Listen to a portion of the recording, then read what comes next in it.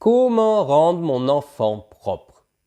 Aujourd'hui, je vais vous livrer les 2 étapes essentielles qui sont à respecter pour que justement votre enfant soit propre. Je sais qu'aujourd'hui, vous avez envie qu'il tombe la couche, vous avez envie d'arrêter de devoir nettoyer le pipi, le caca qu'il y a dans la couche, vous rêvez qu'il soit propre, qu'il aille aux toilettes, au pot, qu'il fasse plus dans sa couche, parce qu'il y a également une pression sociale, hein. Il y a la rentrée à l'école qui fait qu'il y a un petit peu cette obligation qu'il soit propre avant d'entrer. Et donc, il y a d'un côté donc une pression, il y a de l'autre cette volonté, cette envie qu'il ne fasse plus. Et c'est vraiment important de respecter ces 2 étapes. Ce sont des étapes essentielles. Et les respecter va vous permettre d'accélérer justement le fait qu'il va être propre. Je m'appelle Julien Taucher, je suis votre coach parental. J'accompagne les parents à embellir leur relation avec leur enfant par le biais d'astuces, de conseils ou d'accompagnement sur mesure. Si vous souhaitez un bilan personnalisé, c'est 100% gratuit, sans engagement. Remplissez votre bilan directement en cliquant sur le lien qui est dans la description.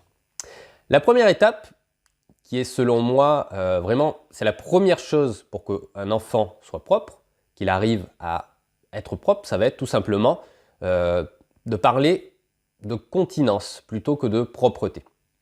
En fait, votre enfant n'est pas propre ou sale. Ce n'est pas une question d'être propre ou sale, c'est une question d'être continent.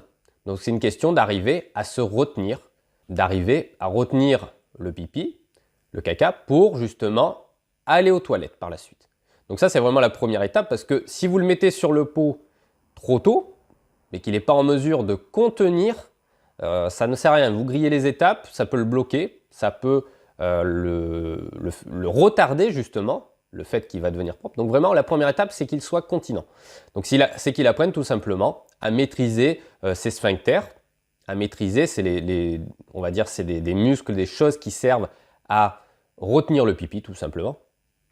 Voilà, maîtriser cette continence, qu'il ait la sensation de bloquer le pipi, de le retenir, ou la sensation aussi également, là, je sens que j'ai envie de faire pipi. Je sens que le pipi va sortir, voilà. Et c'est cette étape qui est vraiment importante, c'est-à-dire qu'il développe la capacité à avoir la continence, à contenir son pipi, son caca, pour justement être en mesure de se retenir, de plus faire la couche. Ça, c'est vraiment la première étape. Alors, une astuce toute simple pour savoir si votre enfant est continent, ça va être de vérifier comment est la couche. Est-ce qu'elle est sèche ou humide après la sieste dans un premier temps? Vous pouvez faire ça aussi également après la nuit, mais dans un premier temps, commencez par la sieste, c'est-à-dire il dort à la sieste. Si la couche est sèche à l'issue de la sieste, c'est un bon signe comme quoi il est en bonne voie d'être continent. Alors attention, parce que la couche peut être sèche, mais au final, c'est parce que peut-être qu'il n'avait pas assez bu, votre enfant. Peut-être que finalement, vous l'auriez laissé une demi-heure de plus à la sieste, la couche n'aurait plus été sèche.